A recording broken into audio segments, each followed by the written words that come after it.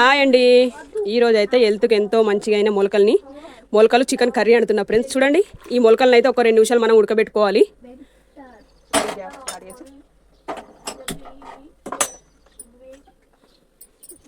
2 ఉల్లిగడ్డలు కట్ చేసుకోవాలి.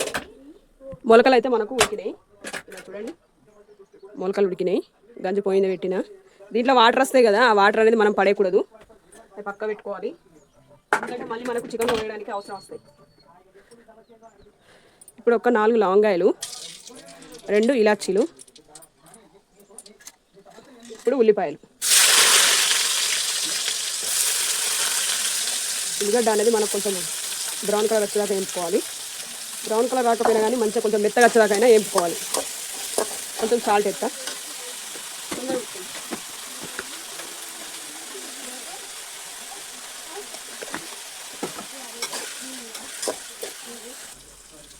ఉల్లిగడ్డ చూడండి మనకు మెత్తగా అయితే ఉడికింది. ఇప్పుడు దీనిలోనే నేను అల్లం పేస్ట్ వేస్తాను. కొంచెం అల్లం పేస్ట్ వేసుకొని ఫస్ట్ కొంచెం అల్లం అనేది పచ్చివాసన వేదాకా వేపుకోవాలి.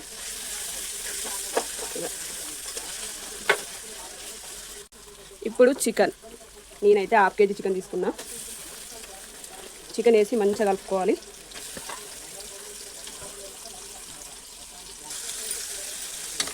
ఈ మొలకలు చికెన్ ఒక్కసారి వండుకోండి, మళ్ళీ మళ్ళీ తినాలనిపిస్తుంది. అంత బాగుంటుంది టేస్ట్. ఎవరికైనా సరే మొలకలు చికెన్ అనేది టేస్ట్ వేరే లెవెల్ ఉంటుంది. ఒకసారి మీరు కూడా ట్రై చేయండి, చాలా బాగుంటుంది మొలకలు చికెన్. ఇప్పుడు ఉడకనిద్దాం. ఇప్పుడు పసుపు అనేది ముందుగా ఎందుకు వేయలేదంటే కొంచెం చికెన్ ఉడికినాక వేద్దామని ఆగిన.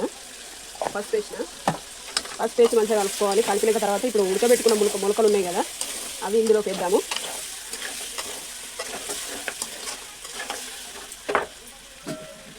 ఇవ్వండి, ఇవైతే వేద్దాం.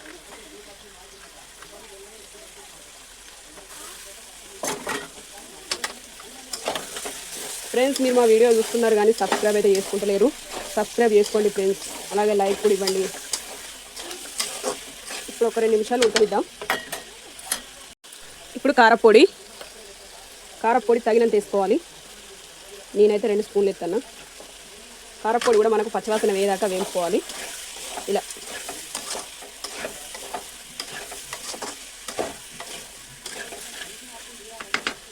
కొంచెం వేగినాక వాటర్ వేసుకోవాలి. ఇప్పుడు చూడండి మనకు కాస్త వేగింది. ఇప్పుడు వాటర్ తగినంత వాటర్ పోస్తుందాం.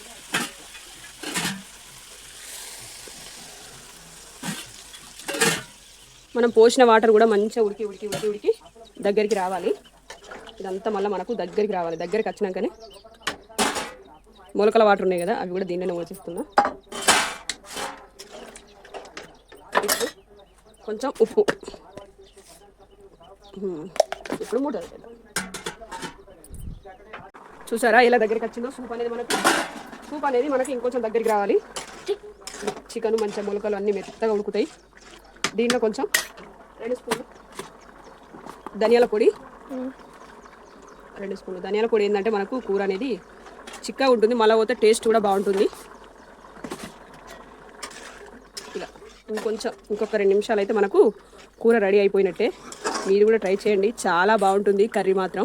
పిల్లలైనా పెద్దలైనా ఇష్టపడి మరీ తింటారు. ఇప్పుడు మసాలా.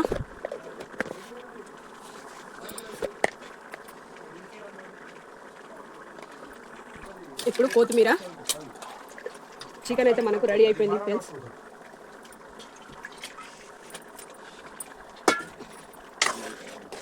ఇలా సూప్ ఉంచుకోవాలి.